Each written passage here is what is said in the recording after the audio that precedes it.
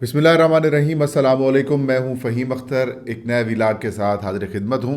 میرے ساتھ وسیم ملک موجود ہیں اور آج موضوع بڑا انٹرسٹنگ ہے۔ جسٹس طارق محمود جہانگیری کے بعد ایک اور جو جج ہیں ان کے خلاف بھی سپریم جوڈیشل کونسل نے کارروائی سے متعلق اپنا عندیہ دے دیا ہے، اور اس سسٹم نے بیسیکلی ان کے خلاف بھی کارروائی کرنے کا آغاز کر دیا ہے۔ یہ کارروائی کیوں ہو رہی ہے، اس کے اوپر گفتگو کریں گے۔ دوسرا جو واقعہ مرید کے ہے، سانحہ مرید کے ہے، اس کو لے کر کیوں حکومتی حلقے ایک دوسرے کے اوپر معاملہ ڈال رہے ہیں اور ایک خوف سی کی صورتحال ہے، اس کے اوپر بھی ہم آج کے اس ویلاگ کے اندر گفتگو کریں گے۔ آغاز پہلی خبر وہی سپریم جوڈیشل کونسل کا اعلامیہ جاری ہوا ہے وسیم صاحب، اور اس اعلامیہ میں کہا گیا ہے کہ اسلام آباد ہائی کورٹ کے جو ججز ہیں ان کے خلاف 7 شکایات تھیں، اور ان 7 شکایات میں سے 5 کو داخل دفتر کر دیا گیا ہے، اور 2 شکایات کے اوپر جو فردر پروسیڈنگ کی گئی ہے، کیونکہ نام نہیں لکھتے کہ کس کے خلاف کارروائی کی جا رہی ہے، کس جج کے خلاف ایکشن ہو رہا ہے۔ لیکن جو ذرائع سے خبریں آ رہی ہیں وہ یہ ہیں کہ جسٹس طارق محمود جہانگیری اور دوسرے جج جسٹس سردار اعجاز اسحاق صاحب، کیا ایکشن کیوں لیا جا رہا ہے ان کے خلاف، اور ان کے اوپر الزامات کیا ہیں؟ اچھا دیکھیے، یہ تو آپ نے بڑا ہی سادہ سوال پوچھا کہ ان کے اوپر الزامات کیا ہیں اور ایکشن کیوں لیا جا رہا ہے۔ بیسک کویسچن بنیادی طور پہ معاملہ یہ ہے کہ دیکھیے، ہم سب جانتے ہیں 25 مارچ کو اسلام آباد ہائی کورٹ کے 6 ججز نے خط لکھا اور عدلیہ میں مداخلت اور مداخلت کون کر رہا ہے ان میں نام لکھا انہوں نے، خفیہ ایجنسی ISI اور بالخصوص ان کے آپریٹیوز کا، اور مقدمات کون سے تھے وہ عمران خان صاحب سے متعلق تھے۔ اس کے بعد ہم دیکھ رہے ہیں کہ ایک پیٹرن چلتا آ رہا ہے اور ان ججز کے خلاف کارروائی اور انہیں اب نشانے پہ رکھ لیا گیا ہے۔ جیسے سرفراز ڈوگر کو بھی اسی سلسلے کی ایک کڑی کی صورت میں یہاں لایا گیا، ان پر مسلط کیا گیا، ایک 14ویں نمبر 15ویں نمبر سے لا کر دیگر ججز ہوں۔ تو اس کے بعد یہ ہوا کہ دھڑا دھڑ سپریم جوڈیشل کونسل میں درخواستیں دائر ہونے لگیں۔ مین وائل پھر سپریم جوڈیشل کونسل ایکٹیو نہیں ہو رہی تھی۔ چیف جسٹس یحییٰ آفریدی صاحب وہ غالباً تھوڑا ہچکچا رہے تھے کہ اپنی جوڈیشری کے خلاف اگر وہ کارروائی کریں گے۔ دیکھیے، جب آپ نے کوئی فیصلے دینے ہوتے ہیں نا، وہ ایک الگ بات ہے، فیصلے اور بھی بہت آتے رہے ہیں، آپ کو ثاقب نثار صاحب کے فیصلے بہت کم ملیں گے، ڈسکشن ہوتی ہے، ہونی بھی چاہیے، ان سے اختلافات بھی ہمیں ہیں۔ اس دور میں بھی پولیٹیکل انجینئرنگ ہو رہی تھی، زیر اعتاب ایک اور سیاسی جماعت تھی، آج زیر اعتاب پاکستان تحریک انصاف ہے، کال کو کوئی اور ہو سکتا ہے۔ تو ایسے میں شوکت عزیز صدیقی صاحب کو جو نکالا گیا تھا وہ قصہ آج تک بھی گونجتا ہے۔ تو وہ ہچکچا رہے تھے، تو پھر جسٹس سرفراز ڈوگر کو ایکٹیو کیا گیا، سپریم کورٹ کے آئینی بینچ کو ایکٹیو کیا گیا، سندھ ہائی کورٹ کے آئینی بینچ کو ایکٹیو کیا گیا۔ اس کے بعد سپریم جوڈیشل کونسل کا جو اجلاس ہے وہ ہوتا ہے، اور آج پھر چیف جسٹس یحییٰ آفریدی نے باضابطہ طور پر یہ فیصلہ کر لیا ہے کہ وہ اپنے ادارے کے ساتھ کھڑا ہونے کے بجائے اس ادارے کے ساتھ کھڑا ہونے جا رہے ہیں جو انہیں چیف جسٹس بنا چکا ہے، جو 26ویں آئینی ترمیم لا چکا ہے۔ احسان بھی کسی چیز کا نام ہوتا ہے نا بھائی جان، احسان بھی کسی چیز کا نام نہیں، احسان نہیں، بھی وہ احسان فراموش نہیں ہے۔ ابھی بھی لالچ بھی بہت ساری ہوتی ہے کہ اگر کوئی ایک کانسٹیٹیوشنل کورٹ بنتی ہے 27ویں آئینی ترمیم کے نتیجے میں، بار کونسلز نے تو جو گروپ جیتا ہے انہوں نے تو پہلی پریس کانفرنس میں مطالبہ کر دیا ہے۔ اس کالے سانپ کو بھول جائیں گے جو مولانا فضل الرحمان کہتا تھا؟ وہ بھی میں ایک مثال دے رہا ہوں، صرف 26ویں آئینی ترمیم کے بعد 27ویں میں کانسٹیٹیوشنل کورٹ کی، تو اس میں ریٹائرمنٹ کی عمر 70 سال ہو، اس میں بہت سارے لوگوں کو ریٹین کیا جائے، تو آگے اپنی سروسز ہو، آپ مزید عہدے میں بیٹھیں، تو وہ بھی ایک لالچ ہوتا ہے۔ تو بہرحال آج فیصلہ یہ ہوا ہے کہ 2 ججز کے خلاف شکایات کو پروسیڈ کیا گیا ہے۔ شیشے کا سامنا کر لیتے ہوں گے، آئینے کا سامنا کر لیتے ہوں گے، ہم سے بھی بہتر کر لیتے ہوں گے۔ اچھا، اس کے لیے ضروری ہوتا ہے آپ کی ضمیر کوئی خلش محسوس کرے، جب وہی خلش محسوس نہ کرے تو پھر آپ اتنے ہی مطمئن ہوں تو پھر آپ کو کوئی فرق نہیں پڑتا۔ تو بہرحال اب ہوا یہ ہے کہ آج کا اجلاس تھا، 2 ججز کے خلاف شکایات کو انہوں نے پروسیڈ کیا ہے۔ اب کچھ متضاد اطلاعات آ رہی ہیں، کچھ ہمارے صحافی دوست کہہ رہے ہیں کہ جسٹس جہانگیری کا معاملہ ڈیفر کر دیا گیا ہے، لیکن جب ہم پریس ریلیز پڑھتے ہیں تو وہ ایسا نظر نہیں آتا۔ پریس ریلیز میں صاف لکھا گیا ہے کہ 5 شکایات جو ہیں وہ متفقہ طور پر خارج کی گئی ہیں، یعنی جسٹس منصور اور جسٹس منیب نے بھی وہ درخواستیں خارج کی ہیں، اور جو چیف جسٹس یحییٰ آفریدی ہیں، جسٹس عالیہ نیلم صاحبہ ہیں اور جسٹس عتیق شاہ صاحب ہیں، انہوں نے کارروائی مزید آگے پروسیڈ کرنے کا کہا ہے۔ یہ اکثریتی فیصلہ۔ اب 2 ججز کے خلاف کارروائی مزید آگے بڑھانے کا 2 ججز کا اکثریتی 3 ججز کا اکثریتی اور باقی 5 خارج کرنے والا متفقہ فیصلہ تھا۔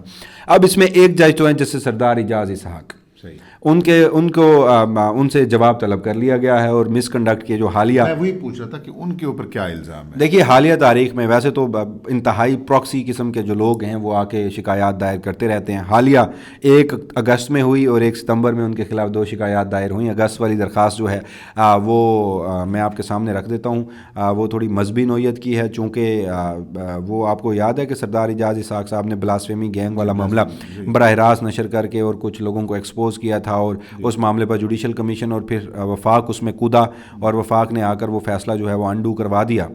تو اس میں آج وہی وفاق جو ہے نا وہ شدت پسندی، ہاں جی، وہ کہا جا رہا ہے کہ مشدد گروہ کو خاتمہ، اور ہمارے خونی لبرل جو ہیں وہ اس پر وہ کر رہے ہیں. تو بہرحال ختم نبوت تحریک کے مرکزی جنرل سیکرٹری تھے، وہ شکایت دائر کرتے ہیں اور وہ کہتے ہیں کہ جسٹس سردار اعجاز اسحاق نے جو مقدس ہستیوں کی توہین کرنے والے ہیں انہیں بچایا ہے اور مس کنڈکٹ کے مرتکب ہوئے ہیں، لہٰذا ان کے خلاف کارروائی کی جائے. ایک اور پراکسی پٹیشنر ہیں، درخواست گزار ہیں، شکایت کنندہ بھی ہوتے ہیں. اکثر ایسے لوگ نا بلوں سے نکل آتے ہیں نا جب ان کو چابی دی جاتی ہے، وہ بے وطن ہو جاتا ہے، کوئی نام معلوم ہو جاتا ہے. جی ہاں یہ تو ان میں سے ایک وقاص ملک صاحب ہیں. انہوں نے غالباً 21 ستمبر کو ایک درخواست دائر کی اور کہا کہ جی سردار اعجاز اسحاق جو ہیں وہ میرے مقدمے میں بھی انہوں نے ایک فیصلہ جو ہے 3 سال تک ریزرو رکھا. ایک اور مقدمہ انہوں نے 2 مقدموں کے حوالے دیے کہ فیصلہ 3 سال ریزرو رکھا، اپنے من پسند وکلا کو فیصلہ ان کے حق میں کرتے ہیں اور ہمارے کیسز کا فیصلہ خلاف کرتے ہیں. یعنی جوڈیشل آرڈر پہ بھی اب ججز کے خلاف سپریم جوڈیشل کونسل میں شکایت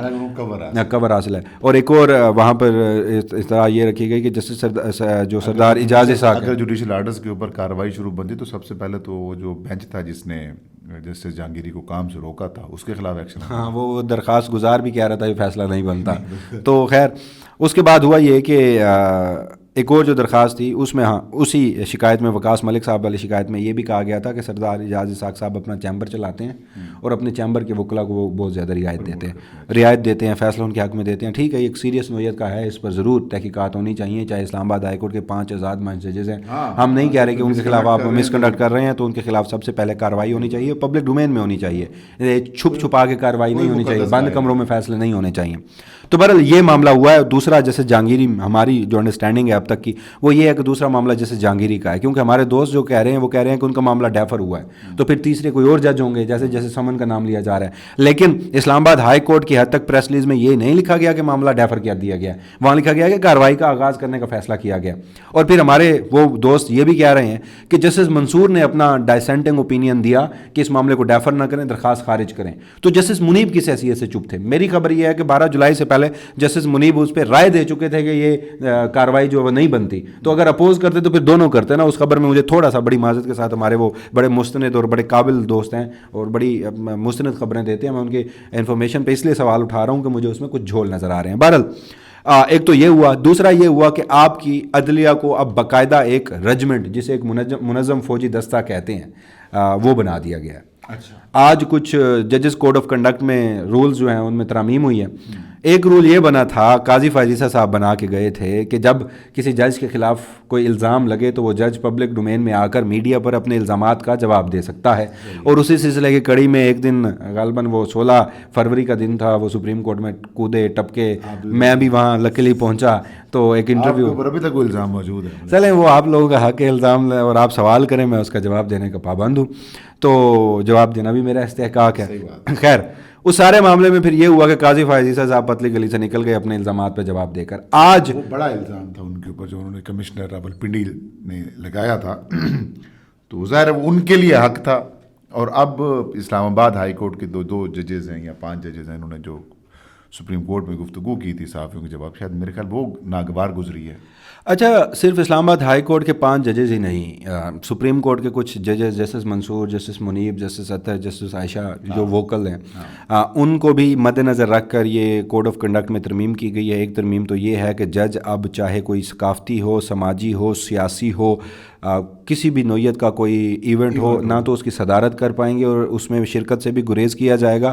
اور یہاں تک کہا گیا ہے کہ وہ جسٹس منصور علی شاہ کو سامنے رکھ کے، اب مجھے نہیں پتہ یہ چیف جسٹس یحییٰ آفریدی کا ذاتی رنجش ہے, حسد ہے ان کا, یا ان کا احساس کمتری ہے, کیونکہ جسٹس منصور, جسٹس عائشہ اور جسٹس اطہر اور جسٹس بابر ستار اور دیگر لوگ انٹرنیشنل ایونٹس پر مدعو کیے جاتے ہیں. ان ججز کو کوئی نہیں بلاتا, چیف جسٹس یحییٰ آفریدی ہوں, جسٹس امین الدین خان ہوں, محمد علی مظہر صاحب ہوں, جمال مندوخیل صاحب ہوں, یا وہ ججز جو ریاست کے منظور نظر ججز ہیں, ہائبرڈ نظام کے ہی پیداوار ہیں. تو خیر یہ بھی کہا گیا کہ اگر کوئی جج خود کو مدعو کرانے کے لیے کسی عالمی ادارے سے رابطہ کرے گا تو وہ ججز کے کوڈ آف کنڈکٹ کی خلاف ورزی تصور ہوگی. اور اگر آپ کو مدعو کیا جاتا ہے تو مدعو کرنے والوں کو آپ نے کہنا ہے کہ چیف جسٹس کے ذریعے مجھے مدعو کرو, اور پھر چیف جسٹس اجازت دیں گے کہ آپ نے جانا ہے یا نہیں جانا. ادھر چیف جسٹس کے اختیار آ جاتے ہیں, لیکن جب وہ آئین کا معاملہ آتا ہے پھر آئینی بینچ وہ نہیں آتا. ہاں, تو ان کے پاس ٹوٹل اختیارات صرف ان ججز کو مینیج کرنے کے ہیں. اور آج میں بڑا سخت لفظ استعمال کرنے جا رہا ہوں, میں بڑا سخت لفظ استعمال کرنے جا رہا ہوں.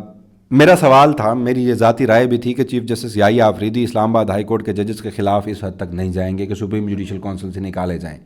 آج انہوں نے شروعات اور آغاز کر دیا ہے, اور یہ ان کے ووٹس کی وجہ سے ہی ہوا ہے. ان کا ووٹ ڈیسائسو تھا.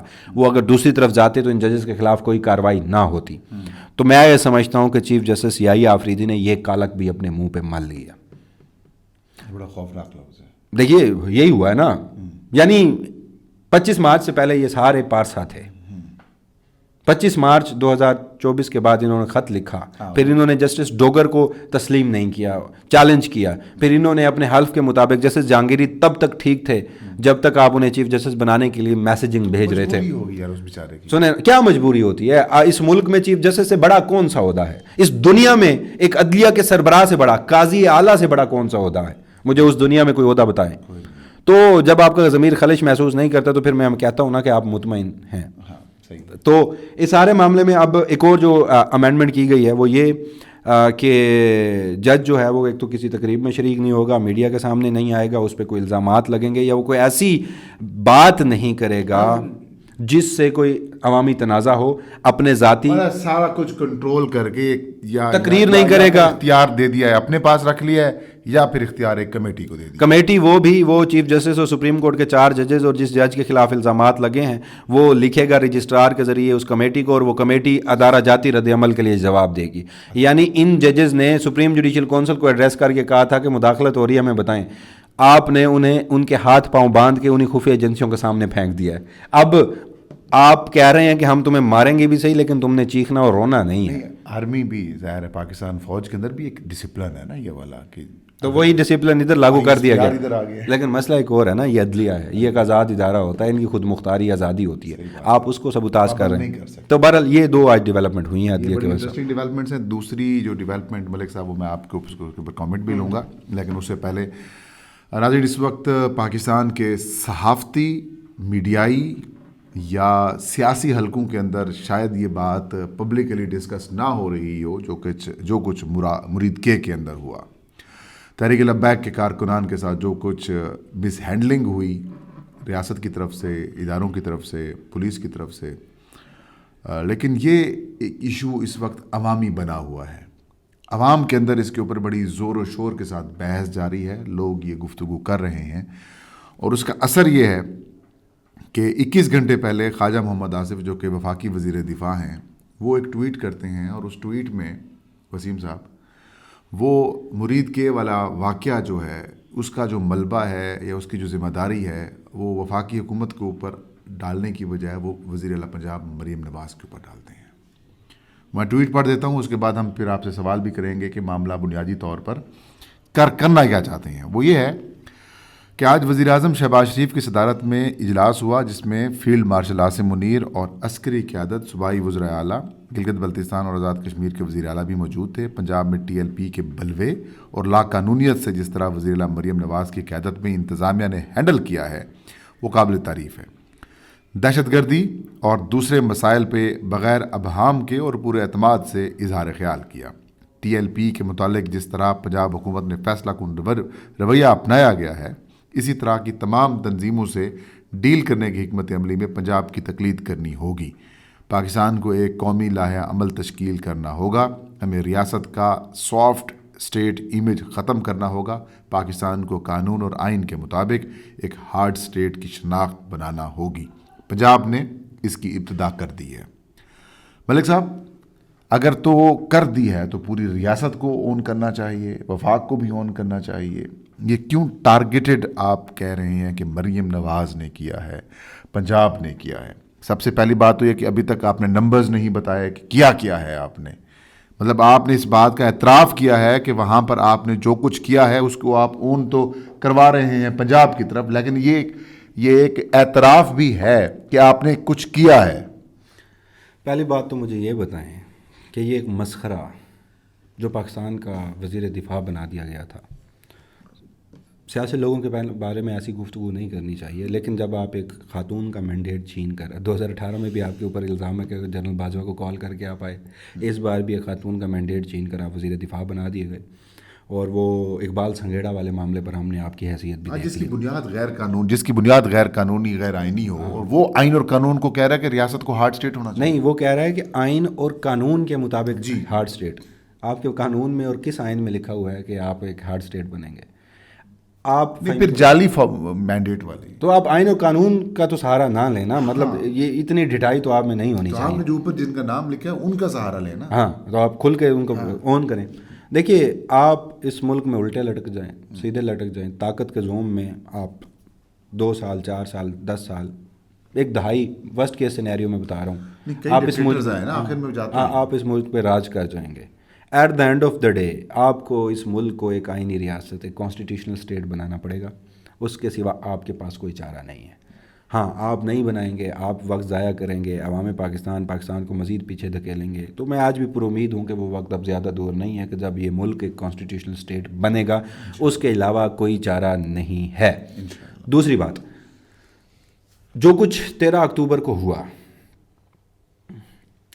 میں یہ سمجھتا ہوں کہ اس سارے معاملے میں اگر 26 نومبر کو پورا ملک باہر نکلتا, اس میں ان سیاستدانوں کو میں مورد الزام ٹھہراتا ہی نہیں ہوں. ہارڈ اسٹیٹ بنانے والوں کو بھی میں مورد الزام نہیں ٹھہراتا. ان سے یہ ایکسپیکٹ کیا جا سکتا ہے, بلکہ آپ ان سے مزید ورسٹ ایکسپیکٹ کریں. ایک نئی ٹرم ہے ویسے, ریاست ماں ہوتی ہے, ماں کبھی ہارڈ نہیں ہوتی. یا تو ہارڈ اسٹیٹ بنانا چاہتے ہیں, کہتے ہیں کہ باپ بنے ریاست. باپ بھی نہیں ہوتا نا, باپ بھی گولیوں کو بچوں کو گولیاں, باپ بچوں پہ گولیاں تو نہیں چلاتا نا. تو یہ ایک عجیب سی روایت ہے. میں وہی کہہ رہا ہوں, 26 نومبر کو ہم چیختے رہے, چلاتے رہے کہ آپ اس کو نیو نارمل مت بنائیے گولیاں چلانے کو. چند صحافی تھے اس ملک میں, گنے چنے, آپ انگلیوں پہ گن سکتے ہیں جو اس وقت چیخ رہے تھے. ساری سیاسی جماعتیں ایک پیج پہ تھیں. اب 13 اکتوبر آیا, ایک اور سیاسی جماعت. اس معاملے میں آپ کو پوچھا جانا چاہیے کہ لاہور کی مکی مسجد سے TLP کا آغاز کیسے ہوا. وہ مکی مسجد محکمہ اوقاف کے ماتحت تھی, اور خادم رضوی صاحب مرحوم وہ محکمہ اوقاف کے ملازم تھے, گورنمنٹ آف پنجاب کے ملازم تھے, ان سے تنخواہ بھی لیتے تھے. تب اس کا آغاز ہوا, اور آپ نے PMLN نے اس کو پروان چڑھایا. بعد میں PMLN کو بنانے والوں نے پھر اسے PMLN کے خلاف استعمال کیا, PTI کے خلاف استعمال کیا. اب جب پہلی مرتبہ کسی نے یہ جرت کی کہ آپ کی منشا کے خلاف احتجاج کرنے نکلے, تو پھر آپ نے انہیں سبق سکھا دیا. تو میرے خیال میں یہ اس وقت ریاست کا اثاثہ ہیں, ریاست میں اگین اسٹیبلشمنٹ کا, ہائبرڈ نظام کا, ریاست تو عوام ہوتی ہے. ایگزیکٹلی ہائبرڈ نظام کا میں نے اپنی تصحیح کی نا فوراً. ہائبرڈ نظام کا اثاثہ ہیں سیاسی جماعتیں جو اثاثہ بننے کو تیار ہیں, وہ جو خونی لبرلز ہیں, وہ جس طرح سے شادیانے بجا رہے ہیں. تو ڈریں اس وقت سے, خدا نہ خواستہ. ہم تو تب بھی آواز اٹھائیں گے کہ PMLN ہو, پیپلز پارٹی ہو, یا وہ ساری حکومتی اتحادی جماعتیں جو اب تک شامل ہیں اس سارے معاملے میں, وہ ہوں, ان کے اوپر بھی برا وقت آئے گا. خلاف آئین خلاف قانون کوئی بھی گورنمنٹ ہوگی وہ اقدامات کرے گی, تو ہم تو تب بھی سوال اٹھائیں گے. ہم تو تب ان کے حق میں بھی بولیں گے, تو شاید ہمیں تب ان کے حق میں اور جو اس وقت حکومت میں ہوگی ان کے خلاف بنا دیا جائے گا. اور ڈریں وہ لوگ بھی کہ جو کہتے ہیں کہ وہ پروگریسو ہیں, وہ لبرل ہیں, اور کبھی وہ صرف پروگریسو اور لبرل بھی اس ملک میں دہشت گرد بنا دیا جائے کہ جو صرف اپنے نام کے ساتھ پروگریسو اور لبرل کہے گا وہ بھی دہشت گرد. بدقسمتی یہ ہے کہ اس وقت ہم نا دونوں طرف سے ایکسٹریمزم کے اوپر ہیں. ہاں, ایک طرف لبرل بھی ہیں تو وہ بھی ایکسٹریمزم پہ چلے گئے ہیں, دوسری طرف اگر باقی مذہبی معاملات ہیں تو وہ بھی ایکسٹریمزم کے اوپر چلے گئے ہیں. اور دونوں سمجھتے ہیں ہمیں ماڈریٹ بننا پڑے گا. وہ دونوں سمجھتے ہیں جس میں سب کو آپ یار وہ ایکسیپٹ. بات وہیں سے شروع ہوتی ہے. جب آپ ماڈریٹ بنیں گے تو آپ خود ہی کانسٹیٹیوشنل اسٹیٹ بن جائیں گے. آپ کانسٹیٹیوشنل اسٹیٹ بنیں گے تو آپ ماڈریٹ بن جائیں گے. ایک ہمارے درمیان معاہدہ ہے, سوشل کانٹریکٹ, اور دونوں ہی سمجھتے ہیں سب کو اس کے اوپر کرنا چاہیے. جو خونی لبرلز ہیں ان کو جو مذہبی انتہا پسند ہے وہ دہشت گرد سمجھتے ہیں, جو مذہبی انتہا پسند ہیں وہ دوسروں کو دہشت گرد سمجھتے ہیں. تو یہ دونوں ہی چاہتے ہیں کہ ایک دوسرے کو کرش کر دیا جائے, اور دونوں کے خلاف ہی جب کرش کیا جائے گا تو جو آئین و قانون کے خلاف ہوگا اس پہ ہم بات کریں گے. وہی بات جو پہلے سے کہ 26ویں آئینی ترمیم کے بعد جس طریقے سے پاکستان کی عدالتوں کو حکومتی محکمے بنا دیے گئے ہیں, اگر پاکستان میں آج آزاد عدلیہ ہوتی تو یہ اس طرح سے چوکوں چوراہوں کے اندر یا پھر CTD کے ذریعے چند اہلکاروں کے ذریعے کسی کو شک پڑتا ہے تو وہ اپنی عدالتیں لگا کر قتل عام کر دیں, مار دیں, جو کر دیں. مطلب یہ کوئی پوچھنے والا ہی نہیں ہے. امید کرتے ہیں کہ شاید عدلیہ پہلے از خود نوٹس لیتی تھی, شاید اس طرح کے واقعات کے اوپر شاید کہیں کوئی نوٹس لے لے, شاید ہماری بات کسی تک پہنچ سکے. اگر کسی نے نوٹس لے لیا تو یہ غالباً آپ کل یہ ویڈیو کرنے کے لیے میسر ہی نہ ہو, تو آپ یہ دعا نہ ہی کرے تو میرے خیال میں بہتر. چلیں اللہ کرے کہ یار جو ہمارے دلوں میں ہے, جو آپ لوگوں کے دلوں میں ہے, عوام پاکستان جو اکثریت, ہم کچھ نہیں ہیں. اب عوام پاکستان کے دلوں میں, جو اکثریت کے دلوں میں ہے کہ ان کی خواہشات جو ہیں وہ پوری ہوں. فہیم اختر اور وسیم ملک کو اجازت دیجیے. اللہ ہم سب کا حامی و ناصر ہو.